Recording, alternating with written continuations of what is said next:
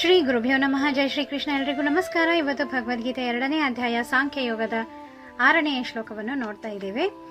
6ನೇ ಶ್ಲೋಕ ಬಂದು ನ ಚೈತದ್ ವಿದ್ಮಃ ಕತರನ್ನೋ ಗರಿಯೋ ಯತ್ ವಾಜಯೇಮ ಯದಿ ವಾ ನೋ ಜಯಯುಃ ಯಾನೇವ ಹತ್ವಾ ನ ಜಿಜೀವಿಷಾಮಸ್ ತೇವಸ್ಥಿತಾಃ ಪ್ರಮುಖೆ ಧಾರ್ತರಾಷ್ಟ್ರಾಃ.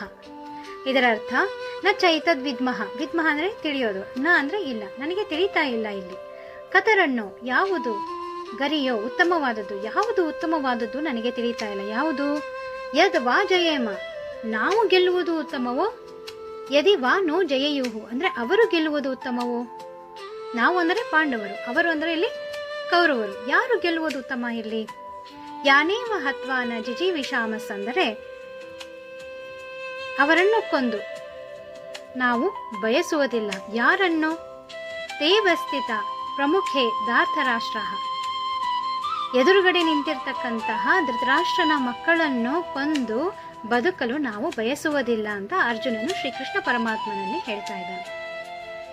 ಅಂದರೆ ಅವನ ಅರ್ಥ ಇಷ್ಟೇ, ಇಲ್ಲಿ ಯುದ್ಧ ಬೇಡ ಕೃಷ್ಣ. ಧೃತರಾಷ್ಟ್ರನ ಮಕ್ಕಳು ಅಂದರೆ ನಮ್ಮ ಸಹೋದರರು ಸಮಾನ, ಅಂಥವರನ್ನ ಕೊಂದು ನಾವು ಬದುಕಲು ಬಯಸುವುದಿಲ್ಲ. ಇದರಿಂದ ಅವ್ರು ಗೆಲ್ಲೋದು ಉತ್ತಮ, ನಾವು ಗೆಲ್ಲುವುದು ಉತ್ತಮ. ಒಟ್ಟಿನಲ್ಲಿ ನನಗಂತೂ ಈ ನಮ್ಮ ಧೃತರಾಷ್ಟ್ರನ ಮಕ್ಕಳು ಅಂದರೆ ನಮ್ಮ ಸೋದರರನ್ನು ಕೊಂದು ಬದುಕಲು ನಾವು ಬಯಸುವುದಿಲ್ಲ ಅಂತ ಅರ್ಜುನನು ಶ್ರೀಕೃಷ್ಣ ಪರಮಾತ್ಮನಲ್ಲಿ ಹೇಳ್ತಾ ಇದ್ದಾನೆ.